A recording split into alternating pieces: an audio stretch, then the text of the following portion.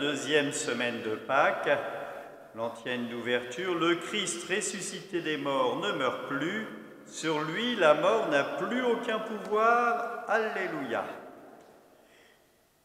Première lecture, lecture du livre des Actes des Apôtres, chapitre 4, versets 23 à 31. Psaume 2, heureux qui trouve en Dieu son refuge.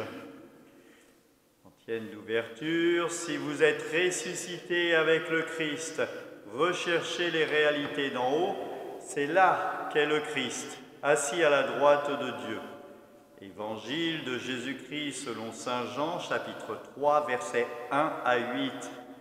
Il y avait un homme, un pharisien nommé Nicodème. C'était un notable parmi les Juifs. Il vint trouver Jésus pendant la nuit. Il lui dit, « Rabbi, nous le savons, c'est de la part de Dieu que tu es venu, comme un maître qui enseigne, car personne ne peut accomplir les signes que toi tu accomplis, si Dieu n'est pas avec lui. » Jésus lui répondit, « Amen, amen, je te le dis, à moins de naître d'en haut, on ne peut voir le royaume de Dieu. » Nicodème lui répliqua, « Comment un homme peut-il naître quand il est vieux? Peut-il entrer une deuxième fois dans le sein de sa mère et renaître? » Jésus lui répondit, « Amen, amen, je te le dis, personne à moins de naître de l'eau et de l'esprit ne peut entrer dans le royaume de Dieu. Ce qui est né de la chair est chair, ce qui est né de l'esprit est esprit. Ne soyez pas étonnés si j'ai dit, il vous faut renaître d'en haut. Le vent souffle où il veut, il entend sa voix, mais il ne sait ni d'où il vient, ni où il va. Il en est ainsi pour qui est né du souffle de l'Esprit. » Acclamons la parole de Dieu, louange à toi, Seigneur Jésus.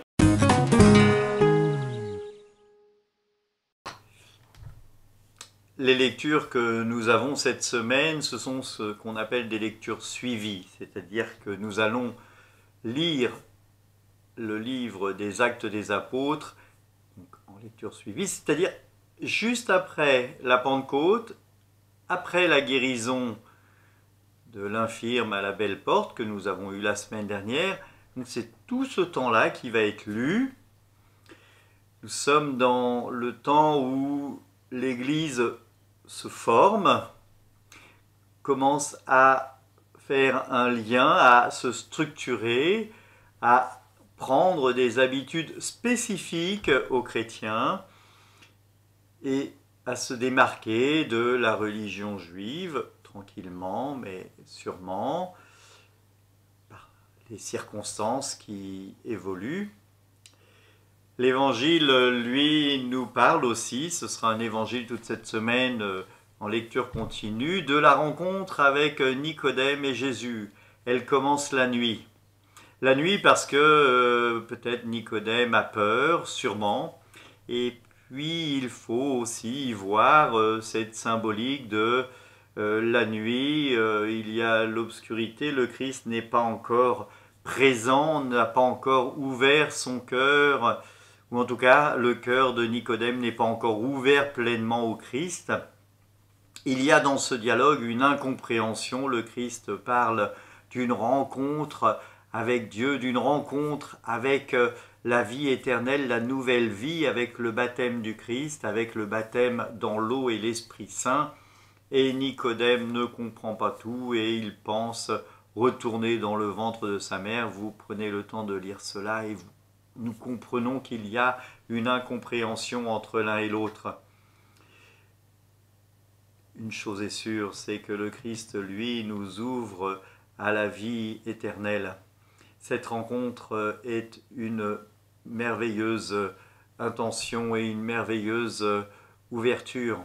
Une page de la vie du Christ qui théologiquement nous fait comprendre que l'Esprit Saint, que notre baptême que nous avons reçu, eh bien, est important, est le fondement de notre vie.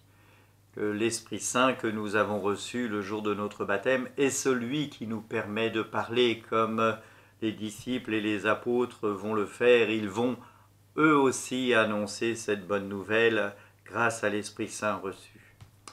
Que notre foi se fortifie tranquillement pendant ce temps de Pâques en lisant le livre des Actes des Apôtres et en méditant la naissance de l'Église et comment nous pouvons nous fortifier dans la foi. Que le Seigneur Dieu Tout-Puissant vous bénisse, lui qui est Père, Fils et Saint-Esprit. Amen.